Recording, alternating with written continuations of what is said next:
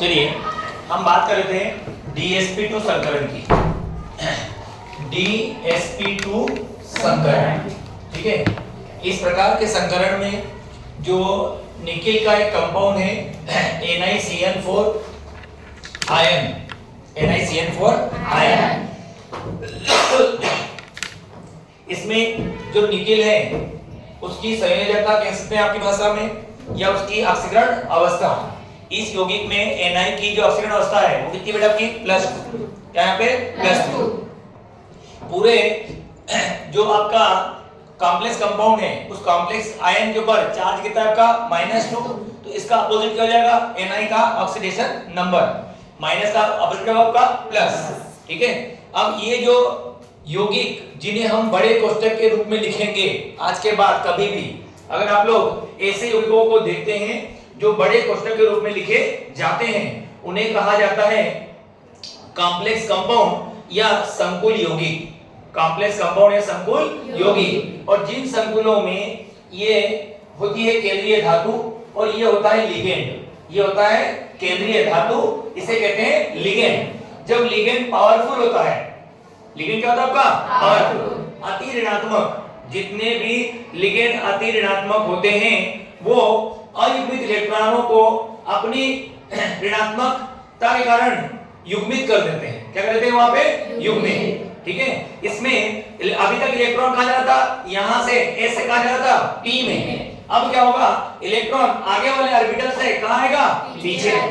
जो single electron होंगे वो पीछे आकर के जोड़ा बना लेंगे, पेयरिंग कर लेंगे। समझे आप लोग? निकेल का एटॉमिक नंबर 28 था। कितना था? 28। और 28 के अनुसार उसके बृहत्तम कोश का इलेक्ट्रॉनिक विन्यास था 4s2 3d8 और 4p क्या था बेटा आपका? 0। अब हमें बनाना है Ni2+, क्या बनाना है अपने को? Ni2+। इस कंडीशन में ये वाले दो इलेक्ट्रॉन कहां चले जाएंगे? बाहर, क्योंकि धनायन कब बनता है? जब इलेक्ट्रॉन का दान होता है। धनायन कब बनता है? जब इलेक्ट्रॉन का दान। तो यहां से इलेक्ट्रॉन कहां जाएंगे? बाहर। कितने बाहर जाएंगे? 2, तभी तो 2+ आएगा, तभी क्या आएगा? 2+।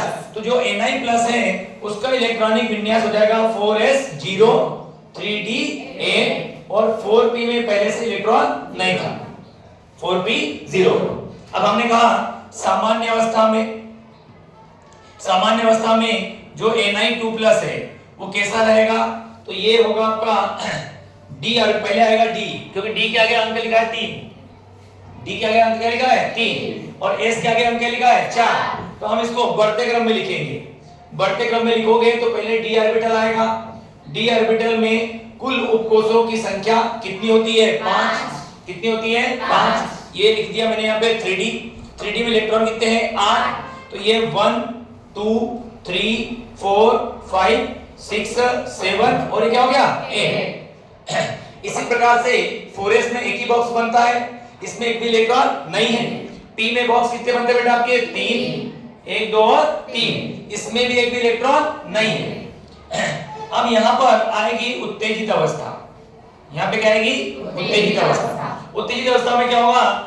निकेल को 4 लिगेंड के साथ जुड़ना है। निकेल को 4 लिगेंड के साथ बॉन्ड बनाना है। तो बॉन्ड बनाने के लिए जो लिगेंड होते हैं वो एक इलेक्ट्रॉन नहीं देते हैं। कितने देते हैं? 2।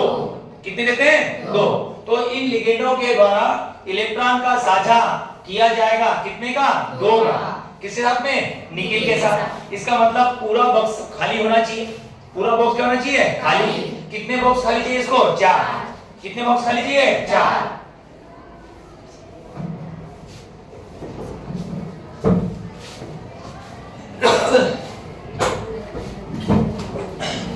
यहां पर 4 बॉक्स खाली चाहिए बेटा। कितने बॉक्स खाली चाहिए इसको? 4। तो देखिए 4 बॉक्स कौन कौन से खाली चाहिए इसको? एक चाहिए D,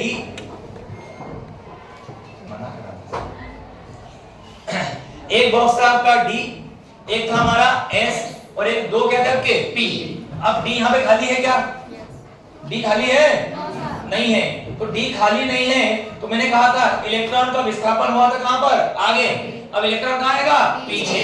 तो ये वाला इलेक्ट्रॉन कहां जाएगा? पीछे आएगा। उत्तेजित अवस्था में 3D के अंदर इलेक्ट्रॉनों के बन जाएंगे जोड़े 1 2 3 4 5 6 और ये वाला इलेक्ट्रॉन भी यहाँ आ जाएगा तो 7 और क्या बचाएंगे आपके 8 हो गया। ये बॉक्स पड़ गया खाली। इसके बाद में आएगा ये 4s तुम्हारा और फिर आएगा बेटा यहाँ पे 4p। अब देखिए मिलने वाले ऑर्बिटल की संख्या है da। d कितना है a, s कितना है a और p कितने हैं 2। तो मिलने वाले ऑर्बिटल में एक d एक s और 2 क्या रहेंगे p। जब मिलने वाले ऑर्बिटल होंगे 1 2 3 और 4 तो जो नए बनेंगे संकर कक्षक उनकी संख्या कितनी रहेगी 4। जो नए संकर कक्षक होंगे संकर कक्षकों की आकृति किस प्रकार की होगी तो यहां पर निकेल के 4 दिशाओं में निकेल की 4 दिशाओं में 4 वर्गाकार आकार में किस आकार में वर्ग के आकार में वर्ग के आकार में 4 संकर ऑर्बिटल बनेंगे जिनकी दिशाएं इस प्रकार से रहेगी जिनकी दिशाएं इस प्रकार से रहेगी। ये बड़ी पाली ये बड़ी पाली ये बड़ी पाली और ये बड़ी पाली। ये बन गई छोटी पाली ये छोटी पाली ये छोटी पाली और ये छोटी पाली। अब चारों ऑर्बिटल जिनका नाम हो जाएगा dsp2। क्या नाम हो जाएगा dsp2। इसका भी नाम क्या हो जाएगा dsp2। इसका भी नाम क्या हो जाएगा dsp2। अब ये चारों संकर ऑर्बिटल खाली हैं। चारों क्या है खाली। तो इन खाली ऑर्बिटलों में लिगेंड अपने अपने दो इलेक्ट्रॉन्स को दे करके किसको दे करके निकेल को दे करके एक बंध बनाएंगे जो कहलाएगा उपसहसहजी बंध। क्या कहलाता है उपसहसहजी बंध। ऐसे बंध में दान किए जाने वाले साझे किए जाने वाले जो इलेक्ट्रॉन हैं वो एक ही परमाणु के होते हैं एक ही परमाणु के होते हैं। साझा होता है बराबरी का पार्टनरशिप होती है बराबरी की। लेकिन यहाँ जो पार्टनरशिप होगी उस पार्टनरशिप में जो इलेक्ट्रॉन को देने वाला परमाणु होगा वो होगा आपका A। तो दोनों इलेक्ट्रॉन कौन देगा Cn किसको देगा निकेल को। किसको देगा निकेल को। तो यहाँ पर ये रहा Cn इसने 2 इलेक्ट्रॉन दे दिए। यहाँ भी आ गया Cn इसने 2 इलेक्ट्रॉन दे दिए। यहाँ पर भी आ गया Cn इसने 2 इलेक्ट्रॉन दे दिए और यहाँ पर भी आ गया Cn इसने इलेक्ट्रॉन कितने दिए 2। तो इसका मतलब है कि एक Cn यहाँ रहेगा एक Cn यहाँ रहेगा एक Cn यहाँ रहेगा और एक Cn आपका यहाँ पे रहेगा। वर्ग के 4 कोने पर रहेगा इसलिए जो अणु दिख रहा है अपने को उसकी आकृति हो जाएगी वर्गाकार। आकृति कैसे होगी बेटा आपकी वर्गाकार। और बंध कोण वर्ग में सभी जानते हैं बंध कितने का बनता है 90। कितने का बनता है 90। उतारो।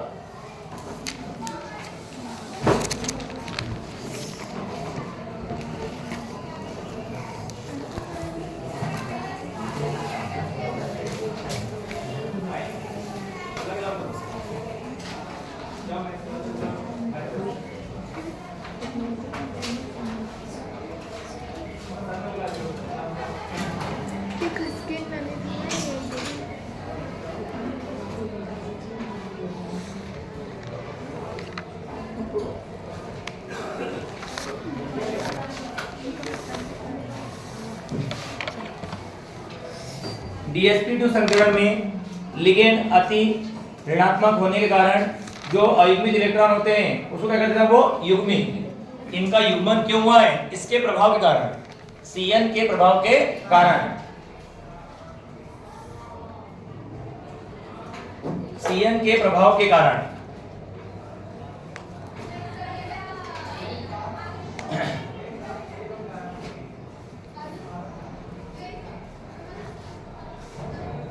Cn के प्रभाव के कारण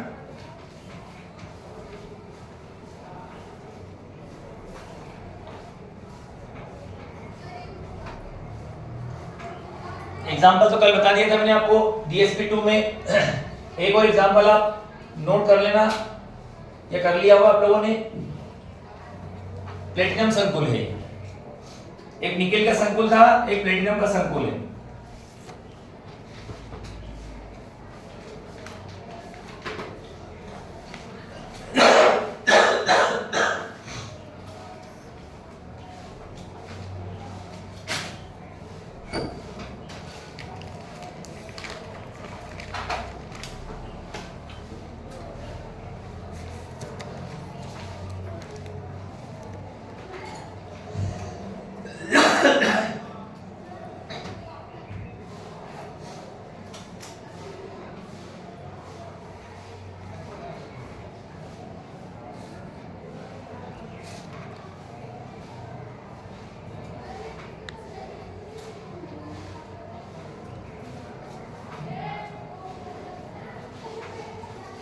आकृति का नाम याद हो जाएगा, वर्गाकार समतलीय।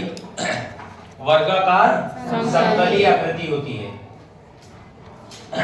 इस अणु की आकृति होती है वर्गाकार समतलीय।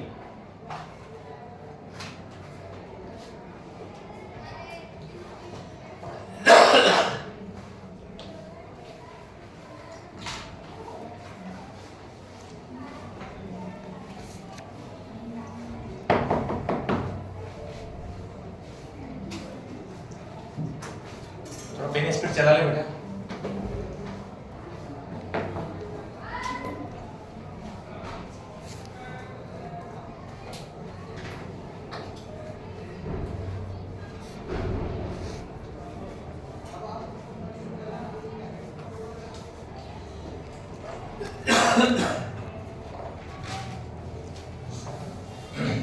अगला संकरण है sp3d। अगला संकरण आएगा हमारा sp3d। sp3d संकरण परिभाषा बना पाएंगे आप लोग? परिभाषा देखिए कैसे बनेगी। परिभाषा sp3d की क्या बन सकती है? लिखने वाला काम खत्म कर दिया सब लोगों ने? बोर्ड पे देखें। वह संकरण जिसमें एक s, 3 p और एक d ऐसे 5 ऑर्बिटल मिलकर के नए 5 ऑर्बिटल बनाते हैं, जिनकी ऊर्जा और आकृति कैसी होती है? एक समान। ऊर्जा और आकृति कैसी होगी? एक समान। तो वह संकरण कहलाएगा आपका sp3d। sp3d परिभाषा चित्र को देख के या नाम को देख के बना सकते हैं हम लोग। संकरण भाग लेने वाले परमाणु ऑर्बिटलों में एक s है, p कितने हैं? 3 और d कितना है? 1। तो जिस संकरण में एक s ऑर्बिटल, 3 p ऑर्बिटल और एक d ऑर्बिटल भाग लेगा वो कहलाएगा आपका sp3d। क्या कहलाएगा आपका? sp3d। इसका जो उदाहरण है वो 15वें समूह के तत्व pCl5, NCl5, NBr, NF5 इस प्रकार के यौगिक होते हैं, जिनके प्राथम कोश में 5 इलेक्ट्रॉन, p ऑर्बिटल में या प्राथम कोश में टोटल इलेक्ट्रॉन कितने हैं आपके? 5। तो जिनके प्राथम कोश में 5 इलेक्ट्रॉन होंगे वो तत्व अधिकांशतः sp3d संकरण दर्शाते हैं। अब कैसे होगा बेटा ये देखो। pCl5 में बताइए कौन है केंद्रीय परमाणु? p है। कौन है? p मतलब फास्फोरस। p मतलब फास्फोरस। तो फास्फोरस का परमाणु क्रमांक 15 होता है। कितना होता है? 15। इलेक्ट्रॉनिक विन्यास लिखोगे तो 1s2, 2s2, 2p6, 3s2, 3p3, 3p3। फिर मैंने कहा pCl5 बनेगा यदि फास्फोरस के पास कम से कम कितने इलेक्ट्रॉन? 5। कैसे हो? अयुग्मित। कैसे हो? अयुग्मित। यदि कम से कम 5 इलेक्ट्रॉन अयुग्मित होंगे तो pCl5 बनेगा। अब बनाना है तो हमने सामान्य अवस्था की बात करी बेटा।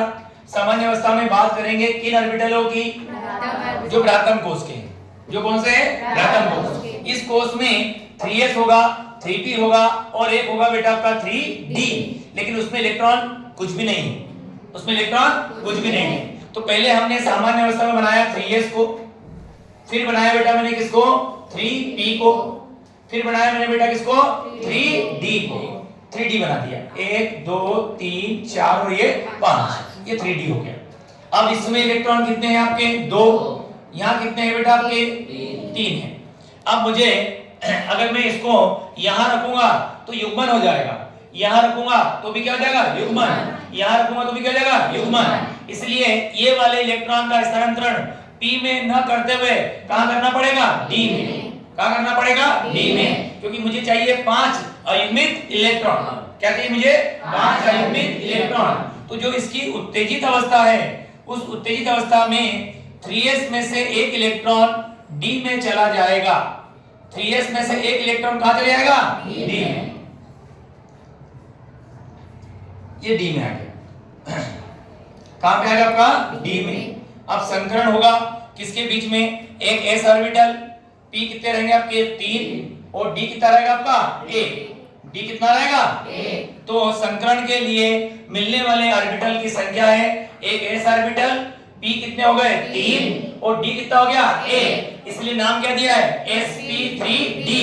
अब कुल मिलने वाले ऑर्बिटल की संख्या कितनी है बेटा? 5। तो आपका नियम कहता है संकरण का, जितने ऑर्बिटल भाग लेते हैं उतने ही नए बनते हैं। जितने ऑर्बिटल भाग लेते हैं उतने ही नए बनते हैं। जितने भाग लेंगे उतने नए बनेंगे। अब भाग लेने वाले अगर 5 हैं तो नए 5 बनेंगे। अब नए 5 कैसे बनेंगे? नए 5 कैसे बनेंगे ये भी लिखिए। ये फास्फोरस है, इसके पास एक बनेगा इस दिशा में, एक बनेगा इस दिशा में, कितने हो गए? 2। एक बनेगा इस दिशा में, कितने हो गए? 3। और ये त्रिभुज का आकार ले चुके हैं। आकार कैसा ले चुके हैं? त्रिभुज का।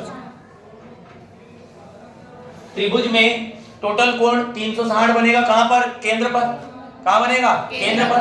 तो ये जो दो बंद होंगे इसके बीच में 120, यहां पर भी 120 और यहां पर भी क्या आएगा? 120। समझे आप लोग? बनने टोटल कितने अपने? 5। 3 तो भुजाएं बन गई किसकी? त्रिभुज की। अब बचे हुए 2 जो हैं वो एक तल के ऊपर, इधर की तरफ, एक तल के ऊपर मतलब आएगा बाहर, और एक तल के अंदर, एक तल के अंदर जाएगा। लेकिन चूंकि हमारे पास 2D है, अंदर बढ़ा नहीं पाएंगे ना बाहर बढ़ा पाएंगे, इसीलिए एक को बनाया अपने कहां पे? ऊपर, और एक को कहां बना दिया? नीचे। तो ये नीचे वाला कहां दिखाएगा? बाहर, और ऊपर वाला कहां दिखाएगा? अंदर। तो ये जो कोण बनेगा ऐसा, तो ये 90 का होगा। ये कितने का होगा बेटा आपका? 90 का। और ये वाला कोण भी बनेगा तो ये कितने का होगा? 90 का। तो इस प्रकार के अणु की आकृति में 3 कोण बनते हैं 120 के, और 2 कोण बनते कितने के? 90 के। 3 कोण कितने बनेंगे? 120 के, और 2 बनेंगे 90 के। और आकृति का जो नाम होगा वो त्रिभुजाकार द्विपिरामिडीय। त्रिभुजाकार द्विपिरामिडीय, क्योंकि ये त्रिभुजा है, 3 भुजाएं हैं, और ये 2 पिलर जो है वो क्या है आपके? पिरामिड। वो क्या है बेटा आपके? पिरामिड। तो इस प्रकार हमारे 5 ऑर्बिटल बनेंगे। 1, ये बना 2, ये बन गया 3, ये बन गया 4, और ये बन गया 5। अब इन 5 ऑर्बिटलों के साथ जिनके पास एक एक इलेक्ट्रॉन है, जिसके पास क्या है? एक एक इलेक्ट्रॉन, 5 Cl के p ऑर्बिटल, 5 Cl के p ऑर्बिटल ओवरलैपिंग करेंगे, अति व्यापन करेंगे, और अति व्यापन के द्वारा क्या बनाएंगे? बंध। क्या बनाएंगे? बंध। तो यहाँ पे Cl आ जाएगा 5, 1 2 3 4, और ये क्या हो गया आपका? 5। इस प्रकार बन जाएगा आपका PCl5, जिसमें बंध कोण की बात करोगे तो 3 कोण रहेंगे कितने के बेटा? 120 के, और 2 कोण रहेंगे कितने के बेटा? 90 के। और आकृति का नाम क्या पड़ेगा? त्रिभुजाकार द्विपिरामिडीय। त्रिभुजाकार द्विपिरामिडीय। त्रिभुजाकार द्विपिरामिडीय। sp3d संकरण द्वारा बने हुए अणु की आकृति कैसी हो गई? त्रिभुजाकार द्विपिरामिडीय। उतारो।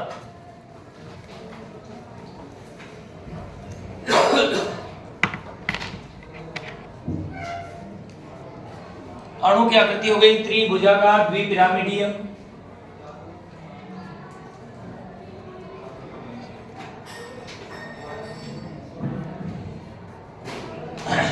आपको ऐसे लिंक करना है श्रद्धा जी, PCl5 की अणु की आकृति कैसी होगी? तो आपने नाम याद करना है, त्रिभुजाकार द्विपिरामिडीय।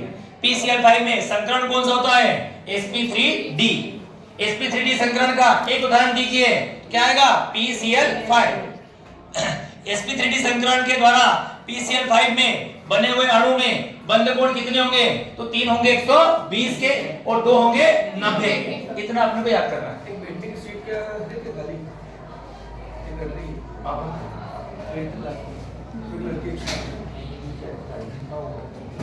कल यहाँ के एक्स्ट्रा रखी थी ना बाहर। हाँ, वो बोल लेगा अभी